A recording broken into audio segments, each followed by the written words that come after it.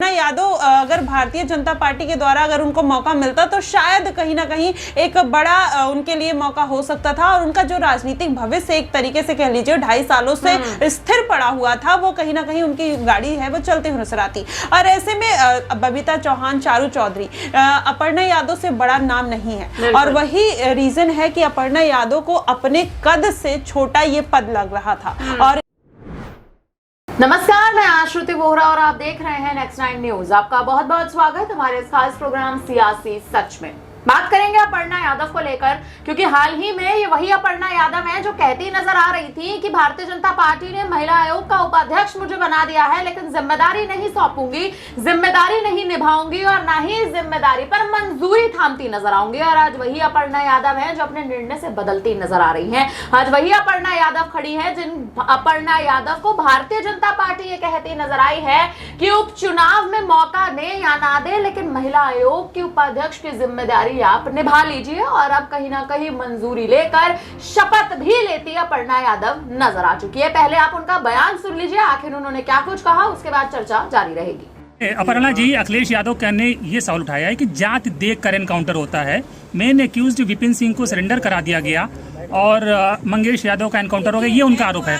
महिला आयोग की जो है शपथ लेने के लिए आई हूँ। नहीं, आप हर मुद्दे पे बोलती हैं, इसलिए हर मुद्दे पे मैं बोलती हूँ। मुझे लगता है कि इसका जब पूरा निकल करके आए, आप लोग भी जो है, मुझे लगता है सभी लोग खोजी पत्रकार के ही तरह से हैं। एक जो है कहते थे, बड़ी अच्छी कहानी आती थी टिंटिन, आपने सुना होगा। Tintin was a very famous adventurous journalist and he used to portray सारी जितनी भी, मुझे लगता है कितनी हमने बचपन में पढ़ी है ये कहानियाँ। तो आप लोगों का भी काम है, हमारा भी काम है, समन्वय के साथ हम लोग काम करें और जो है महिला आयोग के बारे में अभी बात करें। तो सुना आपने अपर्णा यादव का ये बयान, और साफ तौर पर अपर्णा यादव पत्रकारों से जिस तरह से बातचीत करती नजर आ रही हैं, कहती नजर आ रही हैं कि महिला आयोग की उपाध्यक्ष बनी हूं, तो उसी से जुड़े तमाम बड़े सवाल पूछे जाए। समीकरण पर गौर करें तो उत्तर प्रदेश में हाल ही में लोकसभा चुनाव में भारतीय जनता पार्टी की करारी हार के बाद उपचुनाव के लिए बीजेपी की तैयारियां शुरू हो चुकी हैं। अब तक प्रत्याशियों की सूची जारी नहीं की गई है।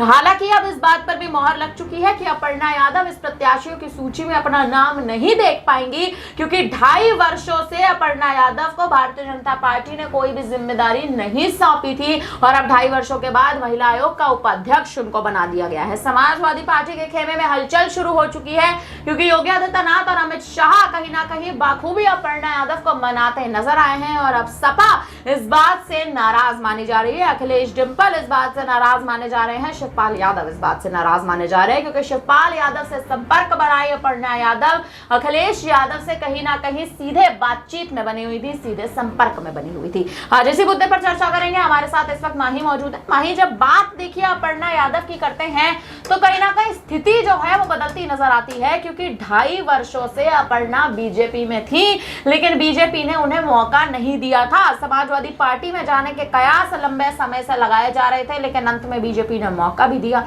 चुनाव लड़ने से कहीं ना कहीं पिछड़ती नजर आ रही है अपर्णा यादव। क्या स्थिति देख रही है, क्या समीकरण देख रही है, उपचुनाव में आखिर क्या प्रभाव पड़ सकता है? जी देखिए, जैसे उपचुनाव में जिस तरीके से अपर्णा यादव को आगे किया जाता है मिल्कीपुर सीट से या कटहरी सीट से, तो कहीं ना कहीं अखिलेश यादव का जो दबदबा माना जा रहा है वो भी कम हो सकता था। लेकिन अगर करहल सीट की बात करें, जब से अखिलेश यादव ने इस्तीफा दिया था तब से माना जा रहा था कि सपा की तरफ से अपर्णा यादव चुनावी मैदान में उतर सकती हैं। वहां से जब अटकलें खत्म होती है तो भारतीय जनता पार्टी के लिए अटकलें लगाई जाने लगी कि अब अपर्णा यादव करहल सीट से लड़ेंगी। और अपर्णा यादव का स्टैंड भी यही रहा है। इसके पहले भी वो ये बात कहती हुई नजर आई कि परिवार के किसी भी सदस्य के खिलाफ नहीं लड़ेंगी। वहीं बिजनौर में आप देख लीजिए, चाहे करहल में देख लीजिए, चाहे आप देख लीजिए मिल्कीपुर सीट पर परिवार का कोई भी सदस्य नहीं है। तो ऐसे में अपर्णा यादव अगर भारतीय जनता पार्टी के द्वारा अगर उनको मौका मिलता तो शायद कहीं ना कहीं एक बड़ा उनके लिए मौका हो सकता था और उनका जो राजनीतिक भविष्य एक तरीके से कह लीजिए 2.5 सालों से स्थिर पड़ा हुआ था, वो कहीं ना कहीं उनकी गाड़ी है वो चलते हुए नजर आती।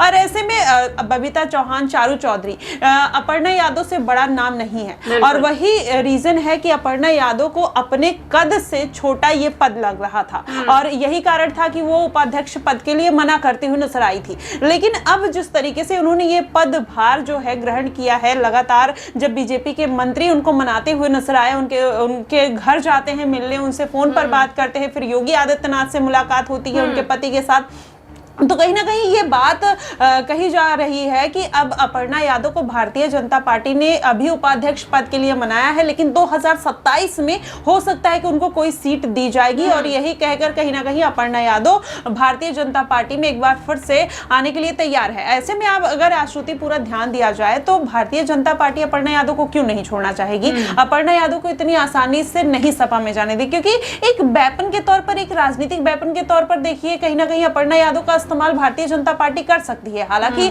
अभी अपर्णा यादव को कोई जिम्मेदारी नहीं मिली, इसलिए पार्टी के लिए वो ये बात कहते हुए नजर आएगी परिवार के खिलाफ नहीं जाएंगी, लेकिन जिस दिन वो पार्टी की जिम्मेदारियों को समझने लगी, कोई बड़ी जिम्मेदारी मिल गई, तो अपर्णा यादव वो जिम्मेदारी समझकर कहीं ना कहीं, आपने देखा होगा जब धर्मेंद्र यादव आजमगढ़ सीट से खड़े थे निरहुआ के सपोर्ट में, किस तरीके से वहां पर गई थी और किस तरीके से सपा की किरकिरी करते हुए नजर आई थी, तमाम नीतियों पर सवाल उठाए थे। तो कहीं ना कहीं अपर्णा यादव को जिम्मेदारी मिलने की देर है। अगर जिम्मेदारी मिल जाती है तो कहीं ना कहीं बीजेपी की तरफ से वो अपना पॉइंट ऑफ व्यू रखते हुए नजर आएंगी, और इसके पहले भी रखा है। अभी आपने देखा कि प्रेस कॉन्फ्रेंस जो आपने वीडियो दिखाया उसमें भी ये बात बोलती हुई नजर आई है कि मैंने जहां पर जरूरत हुई है मैंने उन तमाम मुद्दों पर अपनी राय रखी है, लेकिन आज उपाध्यक्ष पद का ये प्रेस कॉन्फ्रेंस है तो आप उसके रिलेटेड बात करिए, मंगेश यादव को लेकर बात मत करिए। इस तरीके की बात कहीं ना कहीं बोलती है। तो अपर्णा यादव को भी ये पता है, भारतीय जनता पार्टी को भी पता है, इसलिए भारतीय जनता पार्टी अपर्णा यादव को रोक कर रखना चाहती है। लेकिन माही, अगर आप यहाँ पर एक स्थिति और लेकर आए कि कहीं ना कहीं उन्हें इस वक्त पद सौंप दिया गया है भारतीय जनता पार्टी ने, भले ही आप देखें जिस हिसाब से उनका भी ये कहना है कि कद के हिसाब से पद नहीं दिया गया,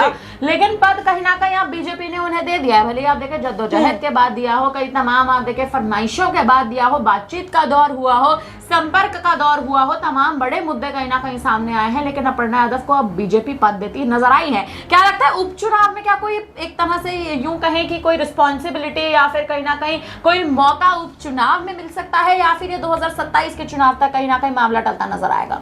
जी देखिए, उपचुनाव में अभी अगर ये पद मिला है उनको तो मुझे नहीं लगता कि कोई उम्मीद होगी। अगर ये पद नहीं दिया गया होता, उपचुनाव की किसी सीट पर उनका ऐलान कर दिया गया होता कि इस सीट से चुनाव लड़ेंगे, तब कहा जा सकता था कि अपर्णा यादव को इस बार उपचुनाव में मौका मिलेगा। लेकिन अभी किसी भी तरीके का भारतीय जनता पार्टी की तरफ से कोई कयास भी नहीं लगाए जा रहे, ना कोई ऐसे मीडिया रिपोर्ट्स में खबरें आ रही हैं। तो कहीं ना कहीं इससे यही कहा जा रहा है कि अभी अपर्णा यादव को एक पद देके शांत किया गया है 2027 के लिए। और अगर, क्योंकि इसके पहले भी जब अखिलेश यादव की तमाम सीटें खाली हुई, सपा के हर एक मेंबर, जितने भी मेंबर है आप देखें, कोई अच्छे पद पर है, कोई सांसद है, कोई विधायक है, कोई मंत्री है, कहीं ना कहीं अपर्णा यादव ही इकलौती सदस्य हैं जिनको राजनीति में रहने के बाद भी भारतीय जनता पार्टी ने मौका नहीं दिया। यही नाराजगी अपर्णा यादव की थी, यही नाराजगी को दूर करने के लिए उपाध्यक्ष पद कहीं ना कहीं उनको पकड़ा दिया गया। लेकिन अब उपचुनाव में भारतीय जनता पार्टी इतना बड़ा रिस्क नहीं लेगी, क्योंकि लोकसभा चुनाव में कहीं ना कहीं बड़ी हार मिली है, और अपर्णा यादव का कोई इतना राजनीतिक जो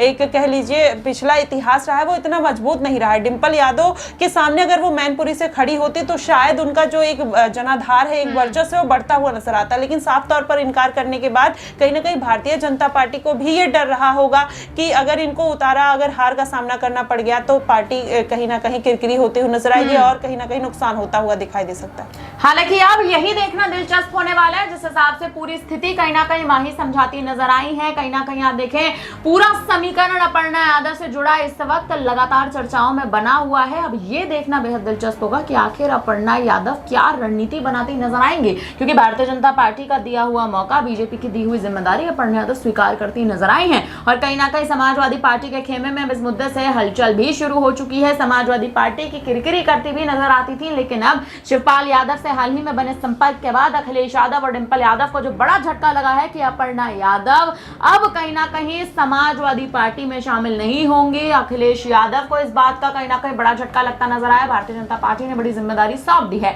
क्या अपर्णा यादव इस जिम्मेदारी से सच में खुश हैं, या आने वाले समय में उनके तमाम कार्यशैली से कहीं ना कहीं सिद्ध होता नजर आएगा? और इसी बीच अब यह देखना दिलचस्प होगा कि आखिर चुनाव में भारतीय जनता पार्टी जीतती है तो आखिर कितनी सीटें अपने नाम लेगी, और अपर्णा यादव का आखिर पूर्ण तरह से इसमें क्या योगदान देखने को मिलेगा। फिलहाल अब इस पूरी खबर पर, इस पूरे मामले पर, अपर्णा यादव की बनाई इस रणनीति पर अब आप क्या कहेंगे? आप कमेंट करके हमें जरूर बताइएगा। देश दुनिया से जुड़ी तमाम बड़ी खबरों के लिए आप बने रहिए हमारे साथ, देखते रहिए नेक्स्ट टाइम।